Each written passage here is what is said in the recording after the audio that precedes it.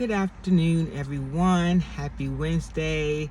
I hope you guys are enjoying your day. It is 61 degrees out. It's beautiful. I actually just came back from playing tennis, and I figured I would pull over at this little coffee shop and make a video before going home. Please like and subscribe and share my video so we can get some in-depth conversations around mental illness started on this channel. Hey, y'all, mental illness is not going away. For some reason, we as Black people don't like addressing mental illness, but it's not going away. The issue is only going to get worse. A lot of these people out here homeless in the street, they are homeless because they have mental illness and their families don't know how to deal with them. A lot of the people in jails, they are in jail because they have a mental illness. Jails are the new mental institutions. And these people that have mental illnesses, they don't deserve that. They deserve care just like anybody with cancer, diabetes, and any other illness. They deserve better. So for the past 5 years in our house, it has been, relative calmness because my loved one who has a mental illness is currently medicated.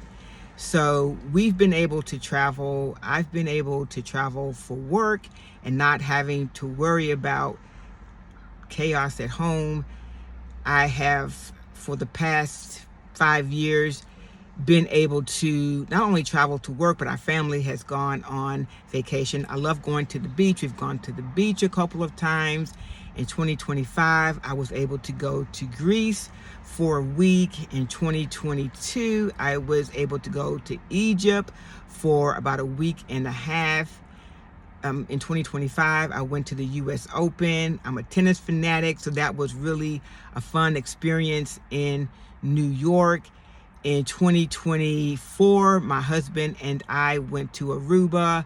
So we've had a significant degree of normalcy in our house compared to some years before that. And so we've been blessed. I really appreciate that. So maybe not that great for my loved one who has a mental illness, because a lot of these antipsychotic medications, they have some pretty bad side effects. And so I'm sure everyone experiences them differently, but sometimes they do make you exhausted. They can throw your sleep off. Sometimes my son sleeps all during the day and then he's awake at night. Because of the issues surrounding his sleep, it's hard for him to keep a job. But he does get SSI and he gets SSA. So if you have a loved one in a similar situation, that's something that you might want to look into, because serious mental illness is, without a doubt, a disability. So on one occasion, it wasn't always the case that we've been able to travel, as I mentioned before. On one occasion, for instance, I had to travel for work and go to Seattle. And so my loved one who has the mental illness, he has started chain smoking, which kind of shocked me because he is an athlete and he'd always been against smoking. I don't like smoking either. And so when he started smoking, I was kind of shocked. Well, in order to try to get ahead of potential issues or any chaos while I was traveling to Seattle, I took him to the store and let him buy like 4 or 5 packs of cigarettes, because I didn't want him to have to leave the house for any reason while I was gone. I made sure the pantry was stocked. I made sure the fridge was stocked with food. I wanted him to stay in the house. And being in the house is not always ideal either, because my husband has a tendency of escalating issues. I try to de-escalate, and my husband has a tendency of escalating issues. And so I was worried about that aspect too, of my son being at home with my husband and me not being there to de-escalate. But at any rate, I prepped as much as I could, and then I left to go to Seattle. And I kid you not, I was not there full 24 hours when I got the call that sure enough something had went down.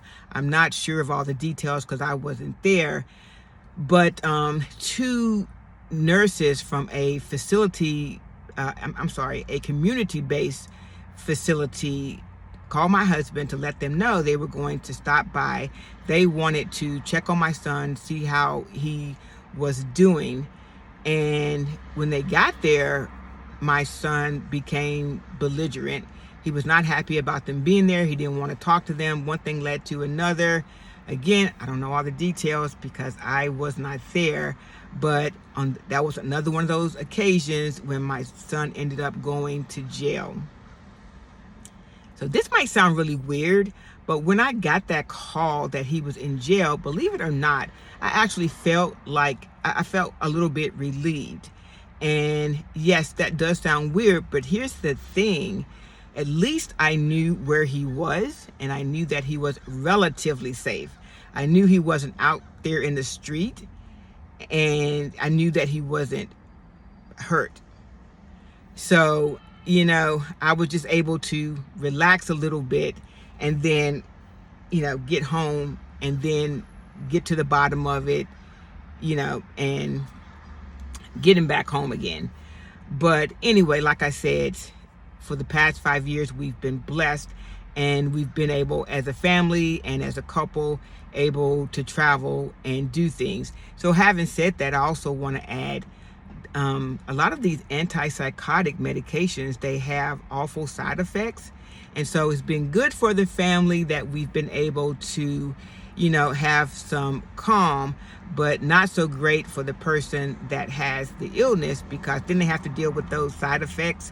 And so it's different for every person, but some of those side effects include just being really, really exhausted, and your sleep schedule can be thrown off. So a lot of times my son will, sleep during the day and then he's wide awake at night. And because of that, it makes it hard for somebody to keep a job.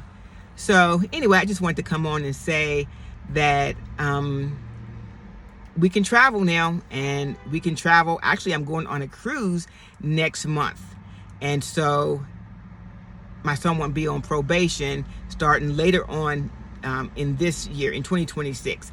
And so I've enjoyed the time that I've had being able to travel. I don't know what it's going to look like headed into the latter part of 2026, but hopefully we'll continue to be blessed with peace and calmness.